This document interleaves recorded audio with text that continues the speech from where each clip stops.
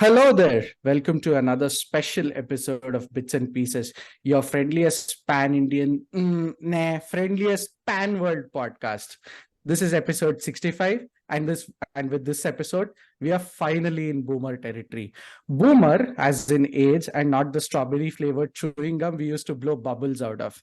Speaking of bubbles, we've had quite a few bubbles burst in the last few weeks on the cricketing field, and in the run-up to the World Cup in India, we are fast seeing some injuries. Keeping that aside, though, I gotta begin by telling us who is with us today, and I'm super excited. This person holds the distinction of tasting a nalli nihari with roti and naan from Islamabad, which the rest of us on this podcast can only imagine. Her culinary and cultural pursuits aside, Melinda Farrell has been a torchbearer for women in cricket journalism. As much old school as she's cool. She's at total ease in front of a camera and on a keyboard. She's at home in many different countries and at her best, irrespective of the gender of the cricket she's covering, she writes match reports which are sharp and hard-hitting. She writes meditative and slow-burning long-form pieces too. She answers our polite inquiries as well as she points out the good, bad, and ridiculous elements of the game. The warmth she exudes is only matched by how amazing her work has been. In a cricket world increasingly overcome by cynicism and skepticism, her stories stand out today for their ray of hope and sunshine. It's so happy that today we can call Mel a friend of this podcast. Welcome, Mel, and it's great to have you on the pod. That is quite an introduction. Thank you. I feel a little bit overwhelmed, but thank you very, very much. That's very kind. Makes me sound far more impressive than I actually am. I mean, your stories are anything to go by. I mean, I was trying to jot down a lot of points, and Choppy also helped me out with a lot of things. So yeah, thank you so much, Mel. And today, joining me on the podcast are three people who, how do I describe this? The undisputed Poha champion of Indore, who moonlights as a HR sometimes and holds the distinction of being a walking, talking cricket encyclopedia. First, welcome to the cricket guru with a 440-volt smile, Abhishek L. Chopper Nose Chopra. Say hi, Chopper Nose. Hey, hi. Thank you so much, Mel, for coming, and hello to Kart and Tariq and Samir. Thanks, Choppy. Joining Choppy today is a man whose favorite pastime is sitting by the bench at Jolarpeta Junction if he wasn't in Seattle. But indulge him in a conversation and you'll see his sharp analytical cricketing brain. From the US, welcome Karthik, aka Kart. Hey, Kart, hello. Before you say hello, can you also describe Jolarpeta Junction? I will, but first I want to tell Mel that the introductions are usually the high point of this podcast. So if you want to bail after this, we will not judge you. The introductions also usually helpfully take about half of the podcast, just to get through, at which point we've run out of things to talk about. But yes, to go back to Chops's question, Jolarpete Junction is, how do I describe it? It's sort of... So to a cricket fan, it's like being in Dharamshala and being surrounded by bliss, being surrounded by the most beautiful scenery while, cricket action unfolds in front of you. Or if the previous store was to, anything to go by, no cricket action happens in front of you. But it's just the most beautiful little railway station there is in the south of India. But anyway, excited to be on the podcast today. Thanks, Card. Third person on this panel, man has a visualization for every scenario that happens on a cricket field, on a football field, on a hockey field. And this man who has 360-degree insights, check out his graphic on Surya, and takes off as a fellow RCB fan like me. Brother T, Tariq Lashkar, welcome to the pod. Hi everyone. Hi Melinda. Great to be here. And rounding off today's host, this is me, Samir Mohan, and I'm back at home in Bangalore. So I have my pod mic and I'm back to being Mike Mohan again, the venerable 80s superstar. So yeah, there's that. So yeah, great to be here. And we are recording this episode on Sunday, the 26th of March. So by the time it hits the airwaves, we already know who's won the inaugural WPL. Is it Mumbai? Is it Delhi? Anyone's fair guess given how closely the teams are matched. So diving straight into it, Mel, tell us about what your thoughts are on the WPL and where is it from a global context today? I mean, I think it's been quite amazing to watch. Obviously, I'm not in India at the moment, but yeah, it's funny because during the World Cup in South Africa, when I was there, it was such a big thing on the horizon, and in some ways it was overshadowing elements of the World Cup, particularly around that auction that perhaps wasn't ideally placed time-wise as it happened in that first week of the tournament. But there was definitely a palpable buzz. It was a thing that people were talking about, and I just think it's been not surprising at all. I thought there would be great crowds and a really good buzz about it, and just looking at the coverage that it's got and seeing the crowds that are there, it's been wonderful. A great introduction. Great to see some of the some of the local talents in there, as well as the big names from various countries, and I think by all of those measures, you would have to say that it's been an incredibly successful first tournament, and just holding its own. It's sort of at a good time because there's not a lot of big international cricket on at the moment in the men's game, so it's had a bit of clear space. One thing is, I will say, I think the boundaries have been too short. If I could make one criticism of the tournament, I think that you see that happen in women's cricket, or you have seen that happen in women's cricket over the years, where it's almost this feeling of, oh, we've got to make sure there are lots of, sixes and fours, and you know what, Sophie Devine can clear a boundary that's bigger than 40 something meters.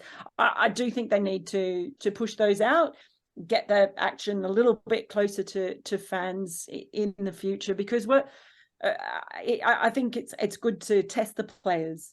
They've become much better at range hitting, at power hitting in recent years, and so that's one thing I would like to see change, but that's a pretty small thing in the scheme of things. It's definitely been transformative, and when you look at what's happened in this first season, I think when you're looking at the Indian national team, I think we'll see the benefits of it come through. Probably not for maybe 4 or 5 years, but maybe before then. We'll have to see. I think it'll take a few years, but it's definitely changing the landscape.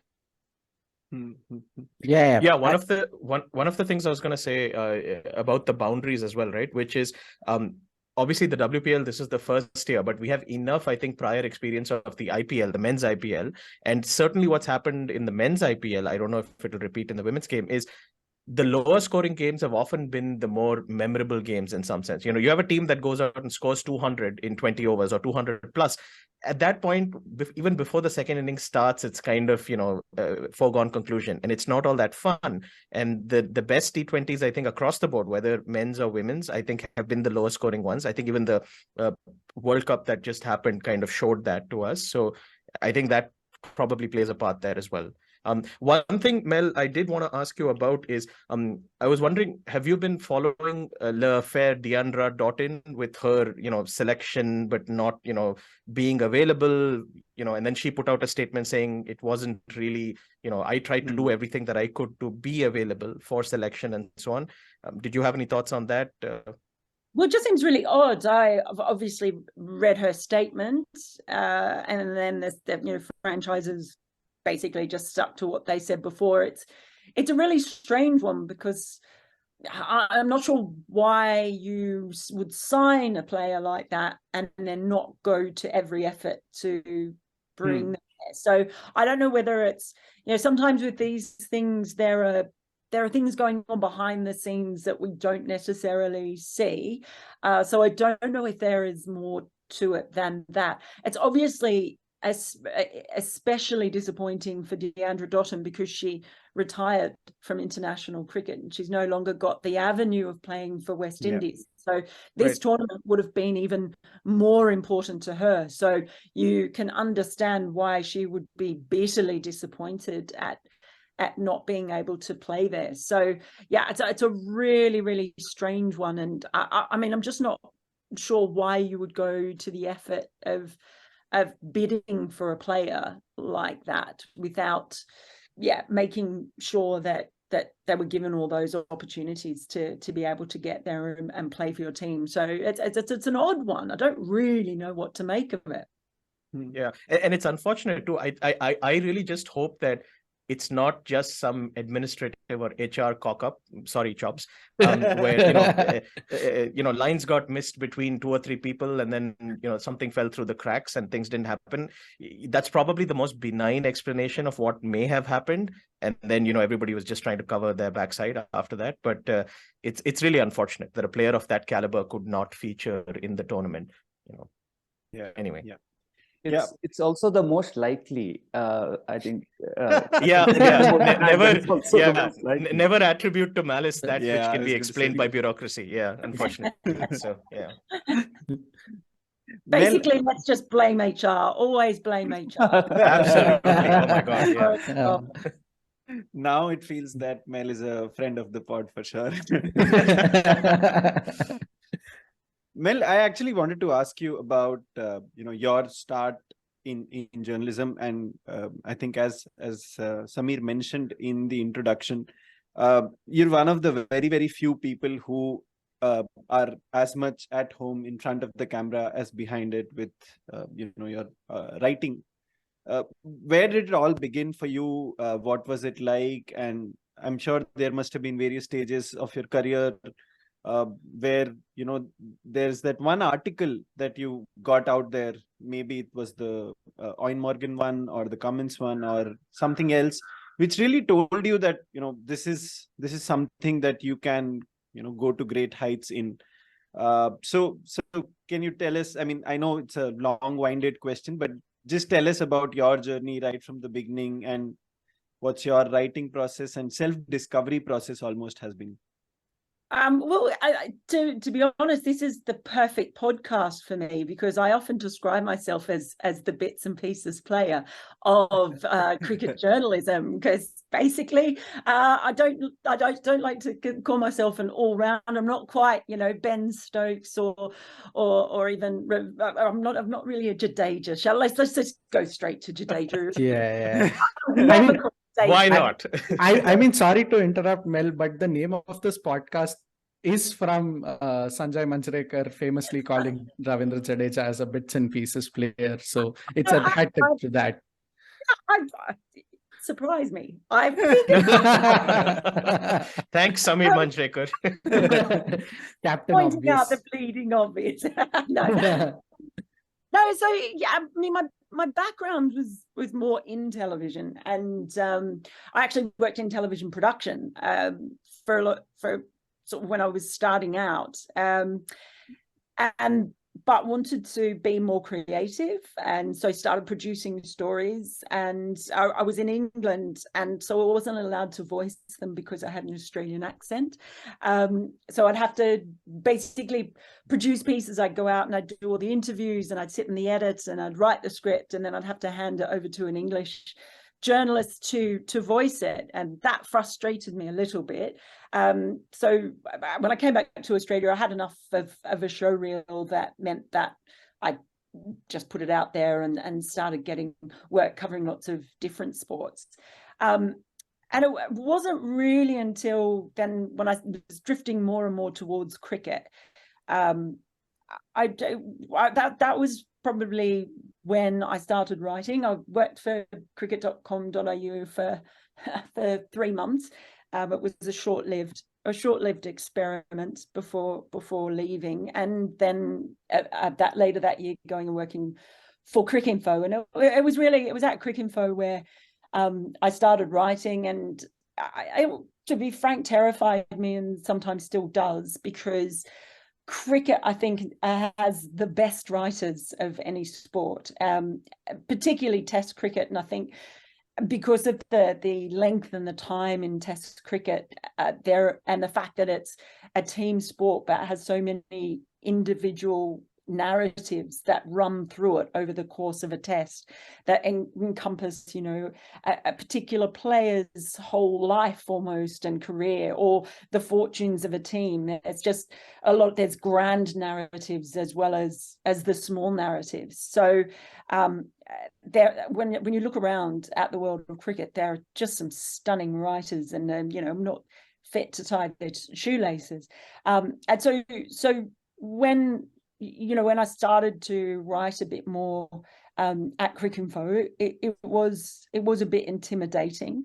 I do remember one time in a press box in England, a discussion about, I think it was a discussion about what was one of those days when it was really hard to work out what to write or something. And I made some comment, and another journalist turned to me and said, "Yeah, but you're not a writer." And that really stuck with me. I mean, I still remember it to this day. So I had to really overcome my own self-doubt in the fact that people just saw me, you know, someone who stood in front of the camera and did that sort of thing. Probably if you were saying about pieces that stand out, and you mentioned the Owen Morgan one, and that was a huge one for me because that was the first long form piece that I wrote. And it was before the 2019 World Cup. So I'd written quite a lot of stuff before then, but yeah, just even I remember approaching Sambit Bal, the editor of Cricinfo. We'd had a meeting in London, and they were going to do like half a dozen of these like bespoke big pieces that would have a lot of production put into them, and I'd sort of had it in my mind that I'd like to write about Owen Morgan because it was just no one had ever really written a profile piece with him. He was famously quite reticent, and he was someone who my view on him had changed quite a lot from when I first sort of was in press conferences with him, and I found him quite terrifying. Until when I actually started to interact with him, a few different things, and talk to him, and I just sort of thought there was this real contrast between the sort of person that you would talk to and the sort of persona that would often come across, which I think changed over the years as well. Yeah. So I tentatively said, look, okay, what would I be able to do one of these pieces, and could I do it on Owen Morgan because he's got such an interesting story? And it was brilliant because England ended up winning the World Cup. Sorry, New Zealand, I know you might dispute it, but yeah, he was great, and it was quite a process because I was in Australia and he was in England, and so we probably ended up speaking on the phone for about, or like this, basically like a Zoom call. It was about 3 hours worth of calls, talking about everything. And then, I mean, I went to Ireland, I spoke to his old principal, I spoke to other players, coaches, a lot of people. So that piece took me about 6 months all up as a process because of the time to go and see people and talk to people and everything. So yeah, that piece probably was quite special to me for those reasons, and it got such a great response as well. And I think now it's often seen as a kind of quite a defining piece on. So about all the long form pieces that I do with the long reads, I really enjoy them. The best part for me, I just actually enjoy talking to the players and sort of having a casual chat, and that's the best one, when you can sit down and actually have a decent chat and sort of back and forth. So all of them, I did one recently on Dean Elgar, which I was really glad I did because I found that quite fascinating, and him a fascinating character. So those, you can't do those on everyone. It's got to be someone who everyone has a story, but like, and it's often I'm drawn to captains. I've done quite a few of them on captains, and that's possibly why, because there's just something that's usually interesting about the way they've got to the captaincy. That's a long-winded answer to your long-winded question. I actually did. I have a quick follow-up on that for you, Mel, and actually I have another question on the captaincy after that. But you referenced cricket exceptionalism, especially when it comes to writing, right? That cricket may well be the best suited of sports. So clearly you believe that. That was actually something that I was going to ask you. But I guess what I will ask you is, do you foresee or do you think a journey like yours would have happened in some other sport? Or do you think there was something specific about cricket that made it possible for you? Oh, that's a good question. I guess so. The thing about cricket is not just its exceptionalism, but because of the nature of it, there's room for all sorts of coverage in cricket, just even in writing itself. So if you look at, so you've had a day at a test, there'll be straight match reports, stuff done from agencies, and the journalists who do agency coverage, I have a massive amount of admiration for, filing on the whistle, particularly when so much has happened in a day. And in T20 cricket or ODIs, when they've got to have 3 intros ready to go. It's what they do is incredible and not something that I'm very good at because I get too stressed. But you've got that kind of writing that tends to be very factual and has its own particular skill.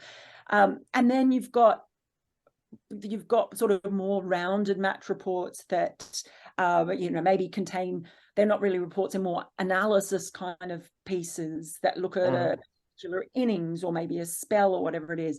And then you've got others that might be more color pieces. And I've gone out and sat with Pakistan fans at the Gabba, when they almost managed to chase down Australia. I do remember a few years back. So within a day, there are so many different things you can write about in so many different styles. And then you talk about it as well. And something as ridiculous as, polite inquiries, or we do good, bad, ridiculous, where you're just taking the piss and talking smack, basically. Try to involve some cricket in there as well. Or you've got, something that's more serious as a sort of analysis as well. So to be able to do what I do, I think would be quite difficult in a lot of other sports because you don't have the bits and pieces players sort of in the same way, right? So I guess that's what's different about cricket, and that's what certainly I have to do, especially now that I'm freelance. I have to be able to, whatever anyone asks me to do, I'll say, sure, I can do it. So that's how I ended up, commentating for the BBC, because they said, oh, do you fancy doing this? And I was terrified, thinking, no, I can't do it, while saying, yeah, sure, no problem. Yeah. So you sort of there is that ability, but in today's world as well, I think more and more people are having to be able to set up a camera and do something in front of a camera, as well as being able to write something. R. Ashwin, for example, but yeah. Right. but thank you. He's terrific, and I don't think I've ever read anything that he's written, but I'm sure he could probably write really well as well. Look at someone like Athers is a great example, right? Yeah. And I've actually talked to Athers about this and asked him for advice at times, because just the way he's able to combine broadcasting and commentating and writing the way he does is, I think, quite amazing. Athers, I think Athers, the journalist, is so amazing. I almost forgive him for being an English captain sometimes, but but no, thank you, Mel. I think that was a very it was a beautiful exposition of cricket, the wonderful, exceptional sport that we all love. I did want to ask you, moving on a little bit. So you mentioned that with the long form pieces that you've written, you've particularly also tended to focus on captains, right? And so you wrote a piece on Pat Cummins well before he was a captain, right? So this was mostly about Cummins, the fast bowler, and his trials and tribulations early on in his career and so on. Fantastic piece. I think that might well be my favorite, piece of writing that came from you. But of course, you know where this is going. I want to ask you specifically now about Pat Cummins' captaincy, right? Especially given sort of the unfortunate break that's been enforced. And do you foresee him obviously coming back as Test captain, but do you foresee any other changes there? What do you think about his captaincy so far? I'm sure the awful slog sweep that he played, in back in the Delhi Test is going to feature as part of that as well. But anyway, your thoughts on Pat Cummins, the captain, past, present, and hopefully future? Captains is an interesting thing because I think you find often with captains, they're a bit like coaches in that you can have someone can be the right captain at a particular time and then not be the right captain or coach with the same group of players. Like I think Justin Langer is probably an example of that, or Andy Flower is a great example of that from English cricket as well. But I mean, I have a huge amount of admiration for him. He has an incredible level of maturity that has meant he's dealt with some pretty difficult stuff and a fair bit of mudslinging since he became captain. You look at the circumstances of his captaincy, again, the whole Justin Langer furor. He's become a target in Australia for, that anti-woke brigade, whatever that might be. So he's basically a bit of a lightning rod for the culture wars in Australia because he happens to care about the environment and he's a nice bloke. So I think he's dealt with a lot of that incredibly well. I think when you look at his captaincy, I think where I was most impressed with it was probably in Pakistan. And he and Andrew McDonald, they came up with this idea completely different to what England did when they went there. This idea of a 15-day test and the patience that was going to be required because of the nature of cricket and the pitches there in particular. And I still have nightmares where I think I'm still watching that test at Royal. Still going somewhere in the multiverse. But that was really interesting, like in the way he stuck to his guns. He's incredibly thoughtful. He tries to be honest, I think, and say things. And he's had to overcome the perception that fast bowlers can't captain. There's obviously that quite symbiotic relationship with Steve Smith, and I think that has actually worked pretty well. I mean, they're going to be there at the World Test Championship, aren't they? So you can't really sort of fault that too much. Whether or not we end up seeing different captains for different formats. I think that it does feel like that's going to go more and more that way generally around the world. I think we can sort of all agree with that. And same with coaches. That's kind of how it goes. So whether he'll be more of a bespoke captain for certain circumstances, I don't think it's necessarily a bad idea to be able to have another captain like Steve Smith come in, whether or not people think he should be able to fulfill that role. I think that's pretty much accepted now. I don't think it causes too much fuss anymore.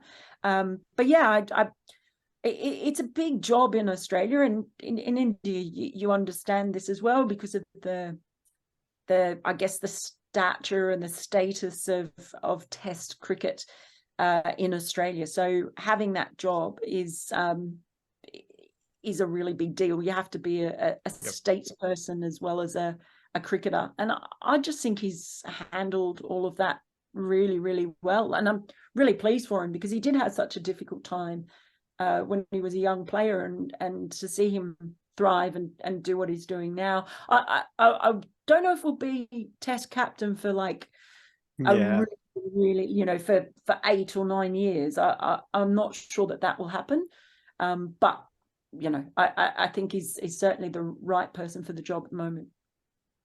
But Mel, in Australia, like for example, us in India, when we watch Australia under Steve Smith, or even when we used to, it was very clear that perhaps just tactically speaking, on the ground stuff, who will bowl, from which end and what the field will be, he's just a cut above the rest, Steve Smith.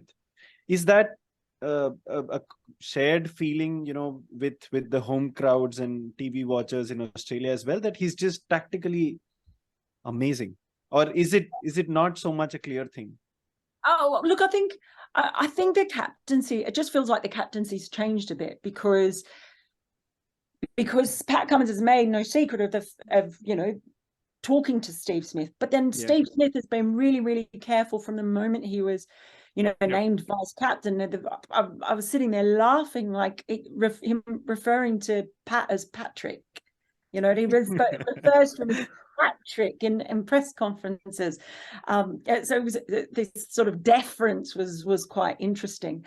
And look, there is so much in being a cricket captain with the statesperson stuff and the leadership. You're the custodian of the reputation, which is what we saw fall apart so dramatically with Sandpapergate.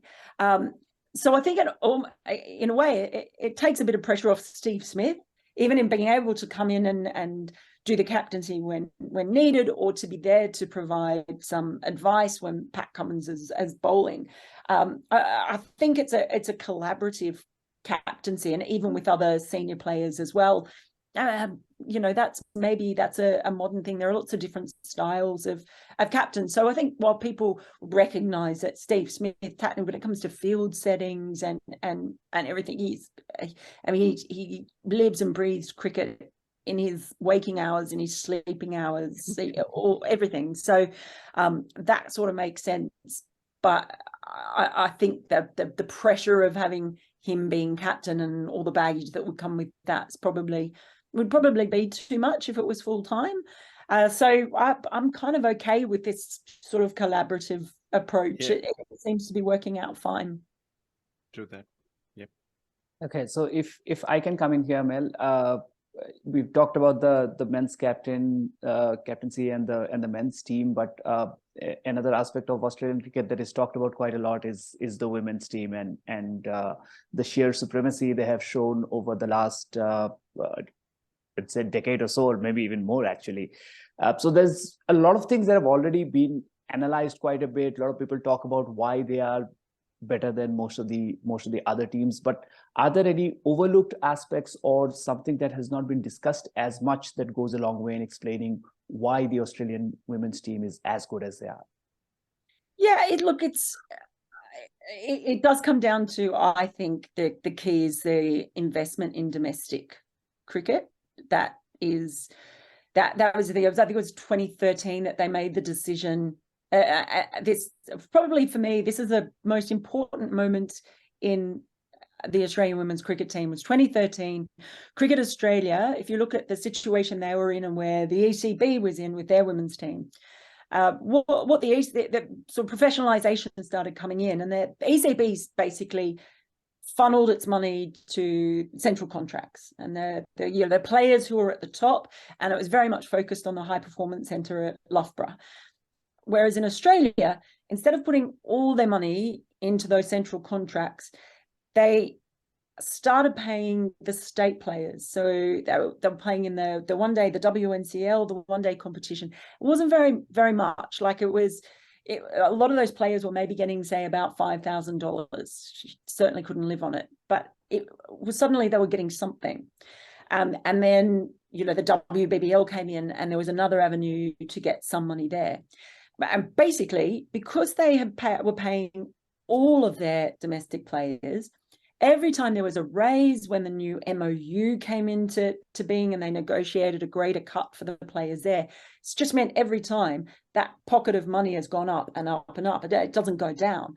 And that is why now everyone talks about the depth in Australian cricket. And for me, it all goes back to that decision in 2013 that they were going to actually go, right, let's not put it all up the top. Let's actually put some underneath so we can start to build this base. And then you sort of see what happened in England as they looked at Australia and were like, oh gosh, we've really got to do something here. So they went back and went, okay, let's create the Kia Super League, and okay, let's do all of this now, because they realised it's if you look at where teams finished, South Africa is probably the outlier in the Women's World Cup that was held recently, because if you go back and you look at where teams have are ranked or where they've finished in world tournaments. There's kind of a pyramid with Australia at the top of where they finish. And it basically almost perfectly represents how much investment there is in domestic cricket in those countries. So it's so obvious, but it's funny because it's also the Australian women's cricket team is, I think, taken for granted in Australia, and as evidence of that, I was the only Australian journalist in South Africa for the Women's World Cup. When you consider how many times they've become world champions and everything else, Laura Jolly was there from cricket.com.au. That obviously, that's the governing body's online digital arm, so they have to be there. But yeah, I was the only Australian journalist who was there. So great for me personally, because it meant I was able to work for lots of different organizations, but big picture, it's disappointing. But to be fair, there were not many from other countries either. There were hardly any from England. There were a couple there from India. But the Australian women's team, no one could believe I was the only one there. They were like, they're going to win this thing. They're going to, make history. They're going to hold every trophy. But they do still struggle to get that kind of coverage. Speaking of coverage, Mel, this is a nice segue. Who's the next biggest upcoming Australian women's cricketer that we should be watching out for? Well, I'm going to say she has already played for Australia, but obviously, you're talking to me, I'm in Orange, so I'm going to back in Orange's Phoebe Litchfield, the other big name to come out of Orange. And Chops has already insulted me before we recorded, asking me if Orange was in Victoria. So I'm still kind of recovering from by calling me a Victorian. Jeez. No, so Phoebe Litchfield, I think you saw what she did when she played a few internationals. She went over to India, of course, for series over there. She is sensational. I think ever since a video went viral of her as a 16-year-old in the nets, she's had star written all over. There are times when I've been at WBBL game, and she's just been there like knocking a few balls in the outfield against a net, and it's just so beautiful to watch. It's ridiculous. It's like, how can someone make something like that look so good? But so I think she will definitely be someone who we will see in the Whipple, and we'll see her playing for Australia, and I think she's going to be a superstar. Thanks. So one thing I want to go back to, Mel, in your response. So it seems to me you were basically attributing all the success that the Australian women's team has had to basically the administration of the domestic game, right? And the support that's been put in place, like the structure that's been put in place. And what I want to ask you is, do you think that's a model for other countries as well? For example, India, right? So one of the things with the Indian women's team is they've done exceptionally well, I think, especially in the last few years, but they always kind of fall short at the final hurdle. It almost seems like, right? There's been a lot of heartbreaking, close games and so forth.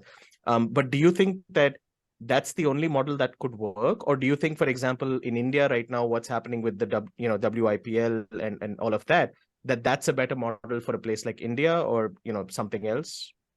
I mean, I think each country's got to find a way of doing whatever it is they can do, because they don't all have the resources of Australia. I mean, India does. Also, it's an advantage that you have in Australian men's cricket as well, and because of the population being split into a relatively small number of states and cities. It means you have a small first-class competition or a small one-day competition. So that then means you have the best playing the best. And that one of the things that makes Australian women also very good is that they do have the best playing the best on quite a regular basis.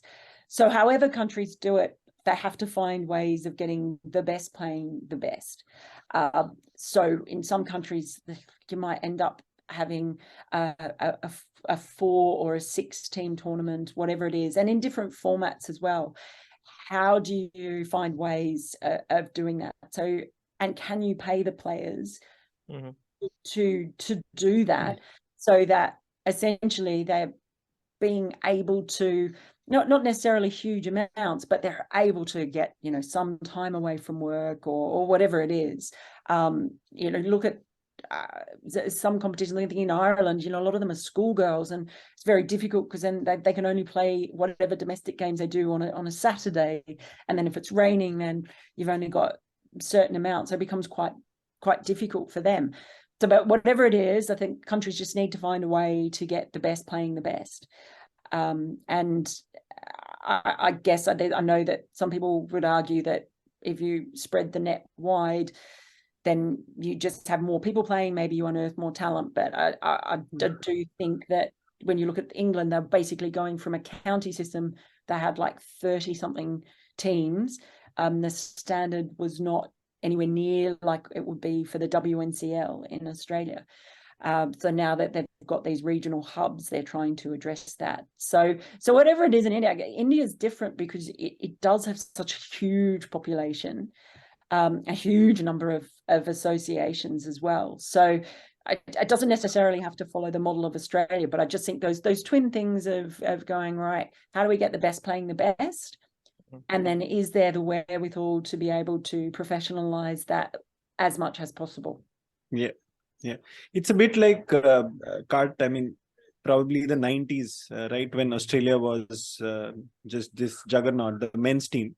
And the discussion often was that should the Indian domestic cricket be like the Sheffield Shield? Right. Should we collapse it into? But no, I think perhaps right. that's what Mel's saying. It's not really but a I think model. Yeah, Mel, I think your point about best playing the best and consistency, because that's another thing that's definitely come out of women's cricket, right? Where there's just not enough cricket that they play, right? And they need that, and the best versus the best thing. So yeah, thank you. I think to add to this was one of the issues that cropped up when there was equality in pay for both the men's and women's cricket team in India. That's saying that is there the same number of opportunities or the exposure that the men's team gets? And I think it's safe to say that the scheduling hasn't exactly been favorable towards the women's team. Fingers crossed that it changes. So yeah. Mel, I think you're one of the few female journalists who've been to both Pakistan and India. And I remember when you had come to India, I guess in 2017, you'd been to the Cafe Oval in Bombay as well, which is a favorite of mine too. So we can move on from the orange thing. Peace offering. Peace offering, yeah. But I mean, it's a lazy narrative sometimes that, you know, India is so much like Pakistan, etc. And we hear in India, about that narrative all the time. But for you, as someone coming from Australia, how was the experience similar, and how was it different? Beyond just the cricket, or even the cricket that you saw away from the big matches that you obviously covered. Is there something that you would want to tell us? I mean, I think that obviously the two countries share so much common history, and there were points of references that I would use that others did as well, like, you know, Lahore, the similarities with the grand buildings and that sort of northern style to say Delhi, and Karachi, the sort of chaotic street nature of Karachi that did bring to mind Mumbai. So that there were sort of some reference points that you could see as being similar. It was a bit of a different experience because in Pakistan we basically had to stay in the same hotels as the players, but we were outside the security bubble, which the English journalists didn't have when they went last year. They were actually inside the security bubble, so they didn't have the freedom that we had. So we could, you know, go out, but also, you know, we were staying in sort of hotels that blimey, Cricinfo never would have paid for me to stay at those hotels. You know, I mean, I was used to people like Sid Monger sorting out accommodation. When I let Sid Monger book us into sort the accommodation when we were in Dharamshala in 2016, I ended up staying in a bedroom in a house in a it was a farm in the middle of nowhere that had no Wi-Fi. You had to heat up. I had the only shower that was available. Bless them, they let me have it. And you had to put the heater on for half an hour to get like 1 minute of hot water. And they didn't realize I was coming, so they basically I was in the kids' room, and the kids had to sleep in with the parents. So that's the sort of India experience. I was quite What you just said, by the way, also recounts all of the planning that the Dharamshala folks did for the test matches this time as well. They had no idea they were coming. Yes, it was a metaphor for that test. Oh, they didn't realize, you know. So yeah, and there was snow as well. But so Pakistan was sort of different, and I mean, I have to say that the thing was, India, you get amazing hospitality in India, and people are very proud of India. So, you know, they really want you to like things. But that in Pakistan just went to another level because they haven't had people come to visit. Yeah. And so, I mean, they love a presentation. So every ground we went to, there were speeches and presentations and gifts and plaques and all sorts of things, and giving us shawls and hats. And you really got the feeling there, which I haven't experienced so much in India, of it being, you know, you were ambassadors. You weren't just there as a journalist, you were there as an ambassador. Whereas I found one thing I didn't miss not being at the Border Gavaskar this time around, I didn't miss the, I don't know, just the antagonism that comes with being part of the Australian media, as like, that where you become the story because you posted a picture on social media or tweeted something, or I mean, last time when I was there, like in 2017, that last time I was there for Border Gavaskar, my favorite story that appeared in a newspaper, I genuinely can't remember which newspaper it was, but there was a story that that the Australian journalists would meet up with the cricketers, like with Darren Lehman and members of the coaching staff and team management, and they would feed us all these stories to write, and it was called Beer Club. And the most disappointing thing about that story is that it was complete bollocks, because if there was a beer club, I can tell you I'd be the first in the door. Like, come on. So, you know, that was the sort of thing I was probably quite naive before I went there, because I just did not realize how, you know, how, I suppose it was just it was tetchy. No, maybe that's a good word. It all felt a bit tetchy. It was all like quite fractious, I guess. And I'd never experienced that on any tour before, so it was quite an eye opener. So yeah, so look, there are differences. Both wonderful countries. I love both of them. I love the food in both, and just the vibrancy, the noise. Although the noise does become, it's interesting when you leave a country like Pakistan and India, and I come back to somewhere like Orange, and all of a sudden it's like I can't hear any horns. And you realize you've actually internalized it and become so used to it.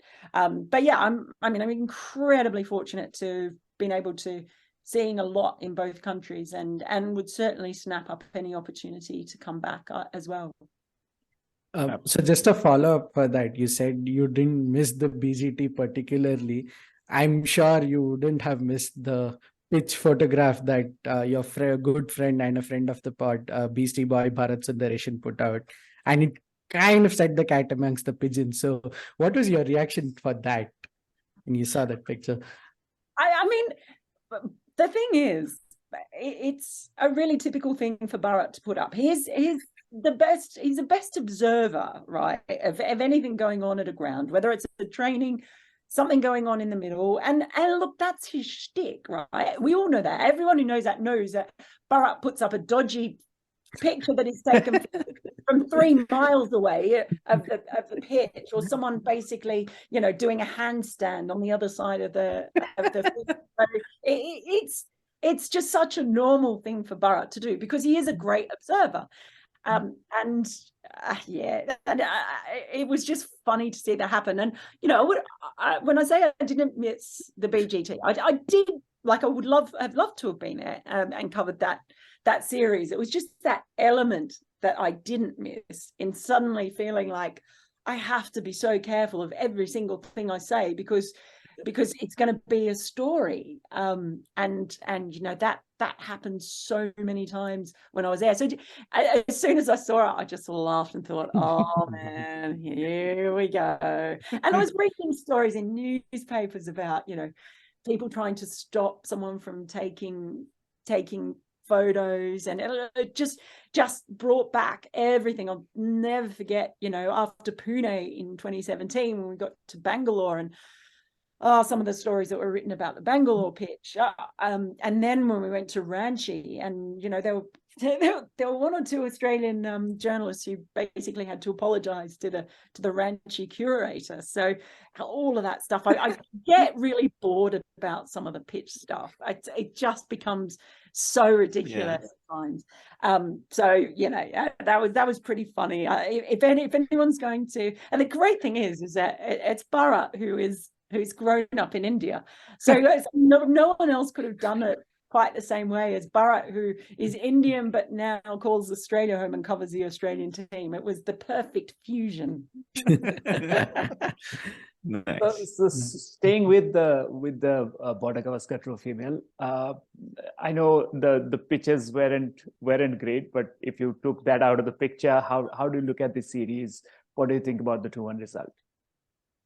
Yeah, I mean, it was interesting. I think Australia basically paid a price for not being prepared, and we do see this more in cricket. I mean, they'll say they were prepared, but having Steve Smith knocking around the Big Bash, and is that really great preparation for a tour in India? I mean, when India come out to Australia, I've been there for the tour matches that they've played, and seen, like, I remember watching Siraj bowling at Drummoyne, and talking to Bharat about him, and because I was really, really impressed by him, and he was kind of standing out. And then you see them, all those bowlers who were sort of bit players on the side, who ended up having such an enormous effect on that successful series. To just rock up in India, and you saw Australia got better as the tour went on. It's not rocket science. No, there's no actual secret to the fact that preparation actually does make a difference. So we're seeing that a lot more as the schedule gets squeezed, in that teams are having less preparation. We saw what happened to England when they came to Australia last summer, and how disastrous that was, and their preparation was curtailed for a whole heap of reasons. But it's hard enough to win away. It's so hard to win away that if you don't give yourself the best possible chance, then it's just going to make it nigh on impossible. So yeah, it's interesting. But I mean, I don't think the final result of the series, I think that probably is okay for Australia. Of course, they would have wanted to win, but that probably where it should have been, given the level of participation and the strengths of both teams. Yeah. Mel, can you tell us about Meg Lanning? I mean, we've spoken about Steve Smith and Pat Cummins, and I don't know. I mean, I so want Meg Lanning to perhaps come out with a book about her time at the top in Australian cricket, once she retires. But she's this ruthless character, right? And I've always, tried to figure out, as someone who didn't follow women's cricket from the same time as men's cricket, there's got to be something to hate about the Australians, right? I mean, because that was the scene during the 90s. And in her, Meg Lanning, I see someone who I can't really hate. You hate Meg Lanning. Wow. Wow. He was trying to be so careful. He was treading on eggshells, but still, yeah. Go on, Joffrey. Basically, leave yoke. Just he's stomped on the evidence, and there's just a bloody yolky mess everywhere. Oh God! But yeah, I was going to say, how she's not the kind to be hated at all, but she's definitely got that ruthless streak about her, and she's clearly the captain of the team, right? I mean, you see her and she's in charge. And now when she's come to the WPL, there are all these great stories already going off about her, her help to Shafali, for example, and how she caught hold of Smriti one day and said that, I know you're going through a bit of a tough time, but, here's what I have to say about it. What is Meg Lanning? What is that phenomenon? And do you see, that kind of a character even existing in women's cricket in Australia into the future? Because as things get more, I guess, systematic and process driven and all of that, and maybe there's not going to be a space for someone like that. I'm just going out on a limb here, but I'm just fascinated by her. Yeah, it's interesting. So I saw her parents when I was in South Africa. So her mum is hilarious, Sue. She always zeroes in when she sees me, and she'll come up and she'll like, make sure you write good things about Meg. She's very outspoken and very, she's a real character. She's very a lot of fun. And Meg's dad is actually much more bit stoic and a bit like I think Meg takes after him more, although she's got her mum's tenacity, but yeah, she's never given away much. She's actually quite difficult to interview because just because she's so sort of focused, and I guess she's been doing it from a very young age as well.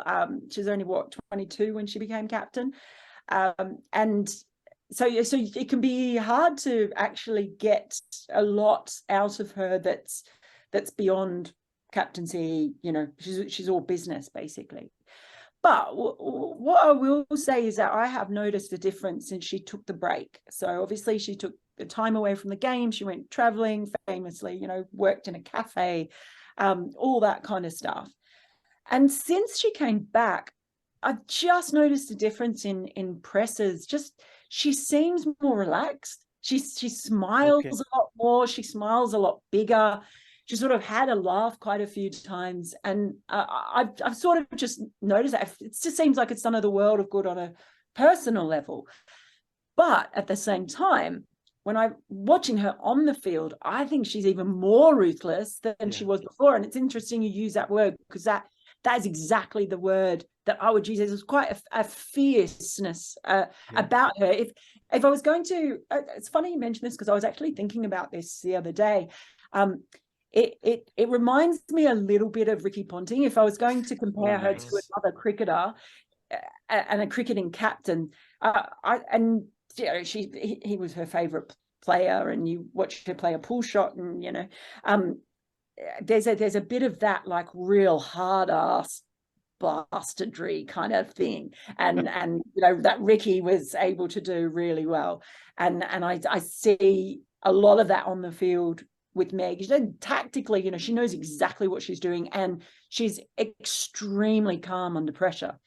When you look at the difference, say, between South Africa and Australia in that final, or in the semi-final with India, just her calmness. If I was going to compare her to another captain there, as unfortunately you end up doing it to male captains, but Owen Morgan kind of is the ice cold captain in those kinds of big moments. There's something of that in her as well. So she's actually a really interesting character. I hope she does do a book, and I hope that we end up seeing a lot more of what's happened behind the scenes with her, or what's there, because it's hard for a player like her, and I guess it's similar with and Elise Perry as well, and they've all come through sort of under 16s, and in the case of Meg in particular, as captain, being captain at such a young age, not getting the chance to sort of live normal life.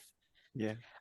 Which you get with, you know, high profile cricketers, but probably we hadn't seen as much in the women's game before. Yeah. These are the first ones who have probably been true professionals.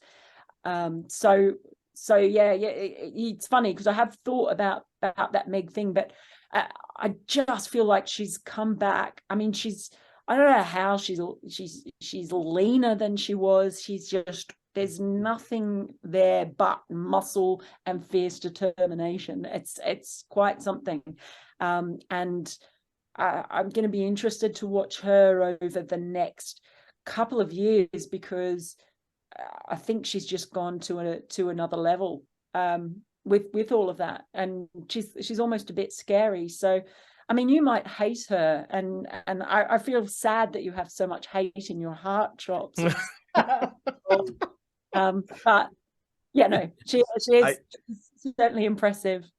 Yeah, that's true. The cruelty of Mel, the cruelty of you invoking Ricky Ponting on March 25th or 26th, as we record this, 20 years after what he did to India in the 2003 World Cup final, is lost on nobody. If there's someone with hatred in their heart right now, it's not Choppy. It's Anyway. Cool. So Mel, I mean, we are at 11:10 right now. We have 20 more minutes to go, and we'll put you on the hot seat for the rapid fire. You'll have to make quick choices. I mean, you can also make slower choices. That's absolutely fine by us. Okay. And he's going to start with Victoria or New South Wales. So be, prepared. I am not going to do that. Not anymore. Okay. Elisa Healy or Elise Perry?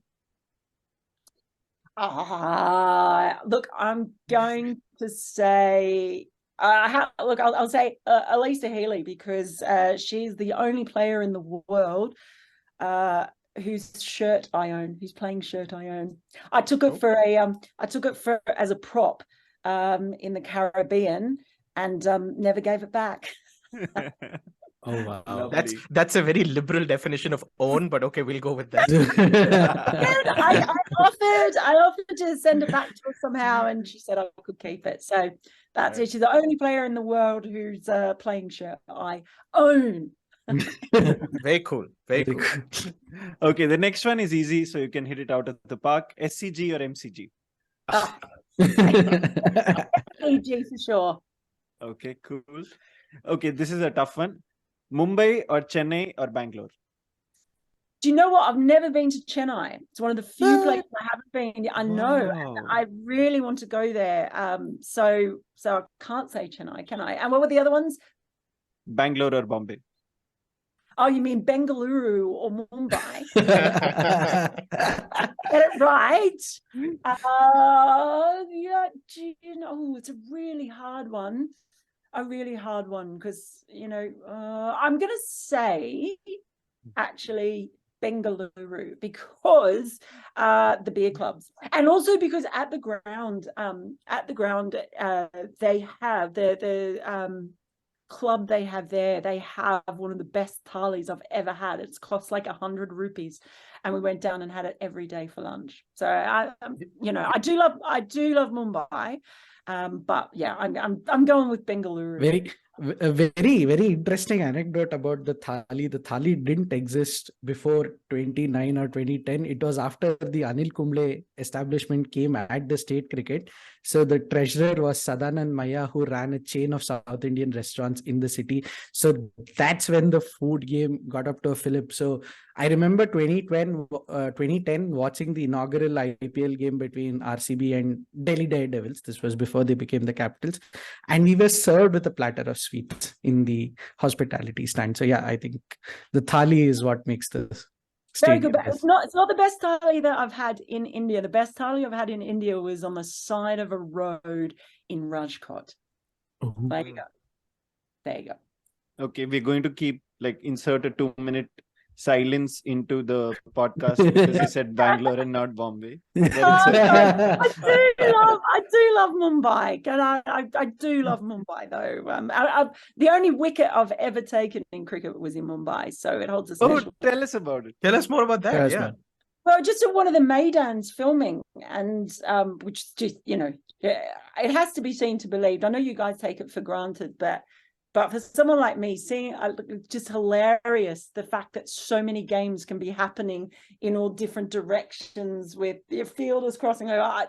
It was amazing, and so yes, I was invited to join a game, and I bowl a particular style that's quite difficult to perfect. It's known as slow right arm rubbish, or SRA for short. Not everyone can bowl it or bowl it particularly well, but my slow right arm rubbish, it can be deceptive because batters think they can take you on, and there was this one kid who thought he could take me on and tried to come down the wicket and wrapped him on the front pad, and he was gone. Finger went up. He was quite a long way down, but I was taking it. So yes, my slow right arm rubbish won on that day. It remains the only wicket that I've ever taken. So Mumbai does have a special place. Amazing. Okay, you can make it up to Bombay a little more, Mel, by talking to us about Cafe Oval. Well, it was great. I was actually looking up some pictures of it. But I don't remember too much except about being there and talking about Bollywood, really. So I don't even remember what I ate. Is that disappointing? No, it's cool. It's just this place near the Maidan, and I mean, if you get a good seat, you can watch the cricket while sipping some nice beer, which I love that place.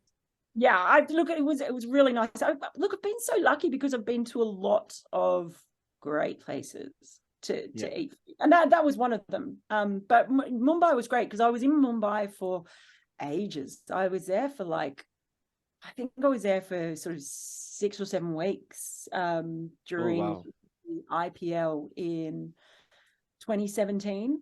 And yeah, it was just sort of, went on the local trains. Was staying out near Andheri, which wasn't the it was quite a way. So it takes ages to get anywhere. As I'm sure you know. It was like, pack an overnight bag if you want to go down to some of the more interesting parts of it. But I really enjoyed being there. It's a great city. And yes, Cafe Oval, wonderful place. Okay, the next one's tougher, if anything. Lahore or Karachi? Lahore. Oh, how come? Why? I mean, Karachi, I think you'd favor Karachi there. So there are a couple of reasons. I was in Lahore for a lot longer because we were supposed to go back to Islamabad or Rawalpindi for the white ball games. Oh, yeah. Protests were happening at the time. Right. I ended up being in Lahore for a month. So I got to sort of see a bit more and get out and about a bit more. And probably the other reason, Karachi was fantastic. It was brilliant to be there. But I did get food poisoning in Karachi. And it's the only place, I've been to India so many times and I've never had a dodgy tummy. But we all did get dodgy tummies when we were, including Bharat, and he won't want me telling you this because he's like, oh my God, my Indian brethren would never let me live it down. But yeah, you can tell. Thank you so much for letting us know. Yeah. I was rotten for a couple of days, and you could tell when everybody had it, because the first meal that you would have after 2 days, you'd see someone downstairs hoeing into spaghetti bolognese or spag bol. That was just, I could need spag bol, I can eat again. So yeah, that probably coloured things in Karachi for me a little bit, but great country, but I'm going with Lahore. Okay, cool. And also, while we're on this, your piece that you wrote after that, Yeah. fantastic piece. Oh my God, such a big fan of it. The piece that you wrote about, being in Lahore and being on that tour and all of the things that you guys did, and I think you linked to it from your Twitter. I think. Yeah, that was on Sporting News, right? Yes. Yeah, Yes, I think News. Sporting News. Yeah, Yeah. fantastic Thank piece. you. Yeah. Thank you. I'm glad you enjoyed reading it. Yeah, cool. Next one, a cricket match that you did not cover professionally, could be from domestic cricket or international, which you would have really liked to cover anywhere in the Oh, world. do you know what? I reckon it would have been 2005 Ashes Edgbaston. I Nice. reckon that. Yeah. I reckon that one. That's the one I would have loved to have done. It's a bit boring, isn't it, saying an Ashes match? But yeah, that's well before my time. But probably I reckon that would have been maybe a bit like being at Headingley, which was I've never experienced. Oh yeah, you wrote some great stuff about that one, Headingley. Yeah, nice. I didn't get that was a curly. I'll never forgive Osman Samudeen, bless him, bastard. I was on my way. After that test, being emotionally spent, I topped in an Uber to go back to the hotel. It was like 8 o'clock, and I got a call from Oz saying, "Look, we've just been talking, and we've decided that it'd be great if you could write a piece about the entire test." I was like, "Oh God!" It was like 8 o'clock at night, so I went back. And by sheer coincidence, I was staying at the same hotel as the England players. I normally don't stay in anywhere near the team hotels. But I was there. Oh, hang on. I've just got to decline a call. That was my friend Kylie. I was staying there, and I basically went up to the bar, ordered a bottle of wine, and sat out on the balcony of the bar with my laptop. It was about 9 o'clock by the time I started. And I think I was there till 1 o'clock in the morning, and every now and again the players would come out, and I'd be hiding behind my laptop because I didn't want them to see me there. They'd go outside, and one or two of them would have a cheeky fag and a drink outside, and then go back in again.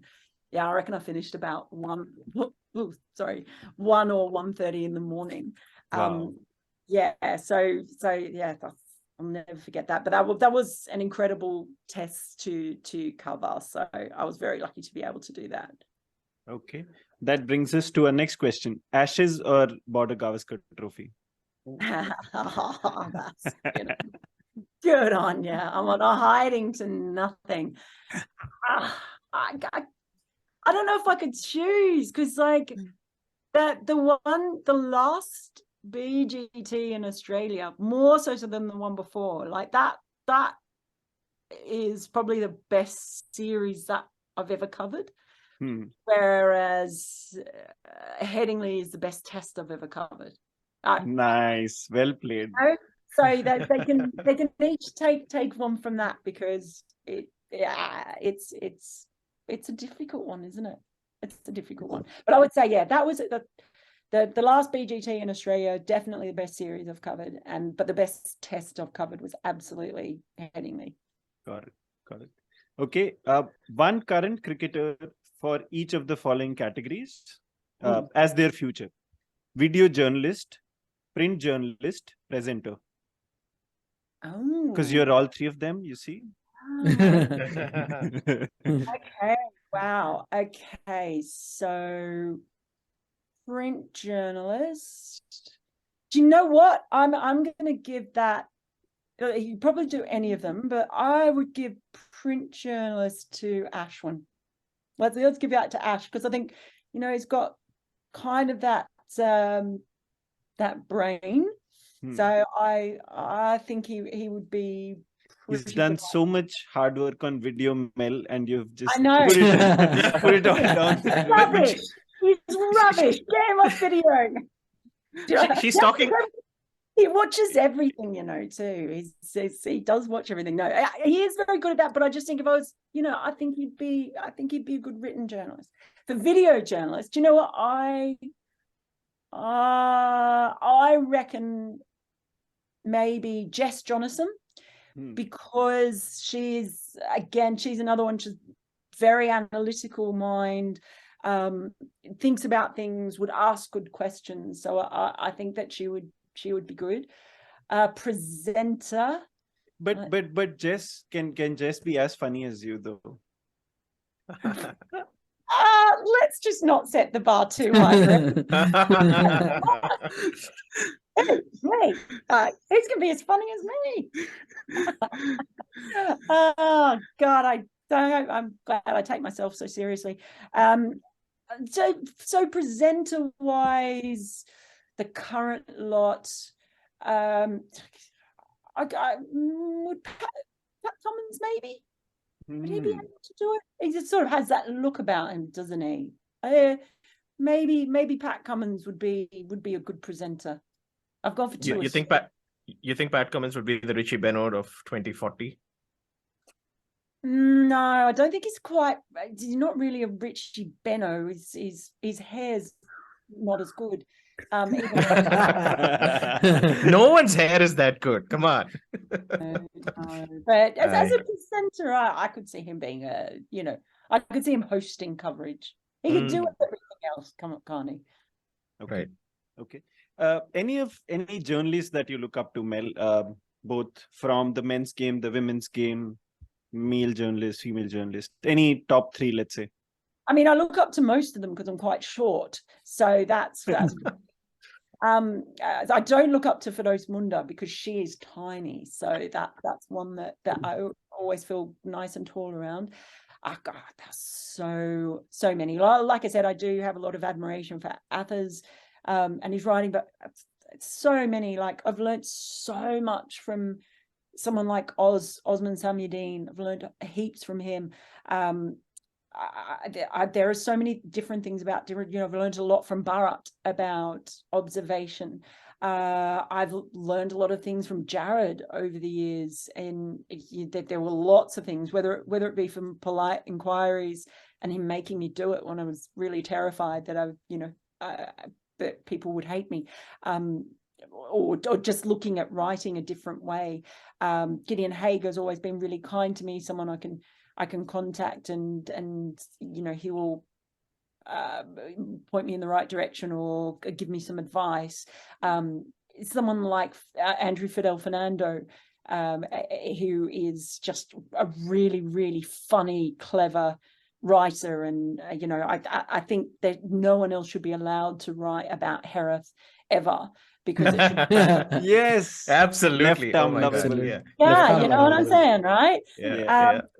So it's hard to pick a top three, because I've just learned so many different things from so many different journalists, because you've got your news hounds. Like if you look at the news hounds in England in particular, like your Nick Holt and Ali Martin and George DeBell, who can ferret out stories out of nowhere. So there's so many different kinds. So they're some of the people who I really admire. I really miss Bryden Coverdale, who used to work for Does he still do those quizzes though that come in the paper?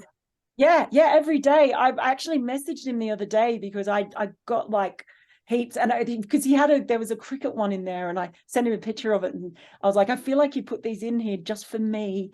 And he said there were some cricket ones coming up, so he still does that, but he's such a clever writer, so good. But yeah, so there's so much to admire from so many. Shada Ugra is like obviously one of the great journalists and incredibly brave. Like I love her bravery and just her pragmatic way of calling a spade, and the way that she does it, I think is brilliant as well. So so many. Yeah. I've left out some. Okay. Last one. Top 5 current cricketer hairstyles, men, women, anything. Right. Okay. I have to admit, I have long been. I tweeted about this once, and it ended up in. I swear, it ended up in an Indian news site. Jadeja's hair. He has. That's where I picked up the question from. Well,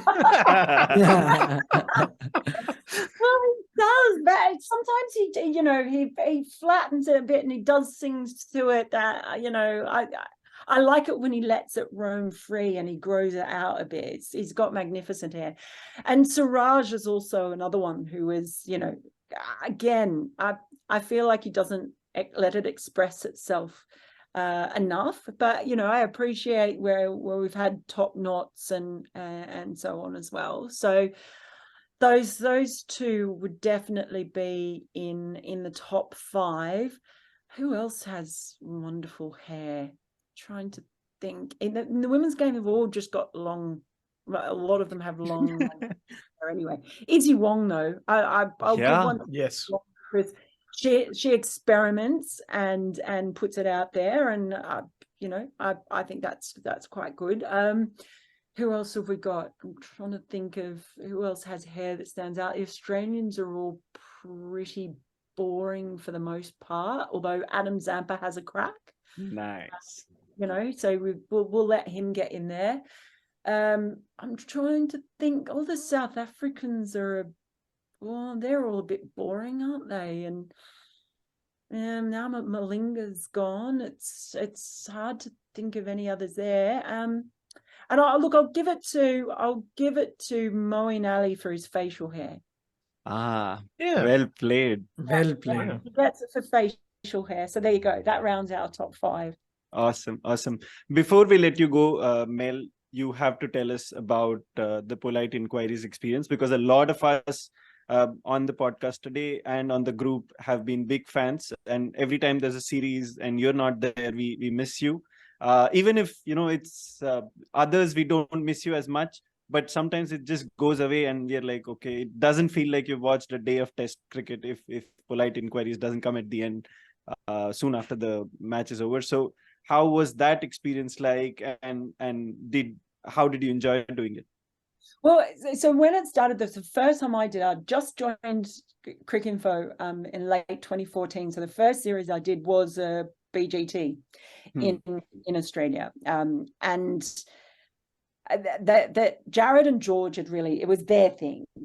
That started it off as an Ashes thing, basically, and then obviously George wasn't coming out to Australia to cover that series, and so Jared basically said to me, you have to do it. And I was absolutely terrified, because it was such, like, I had watched Polite Inquiries before I worked there with George and Jared, and you know, I thought they were really funny, and they obviously had a chemistry, and they had that whole shtick going, and I was terrified that I wasn't going to be funny. I was going to say something that would be stupid, and people will go, oh God, she doesn't know anything, and probably quite rightly so.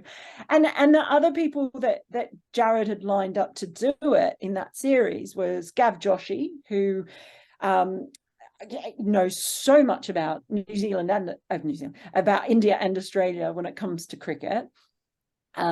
And the other one who did it in that series was, I'm not sure if you've heard of him. He's a former player called Rahul Dravid. He was the other one. We used to call him the work experience kid. I saw him after after the World Cup. I saw him at the airport, actually. We caught up at the baggage carousel. But yes, we used to call him the work experience kid. So you've got those two guys, and then you've got me doing it. One of the first ones we did in Brisbane, we did it from the roof of our accommodation.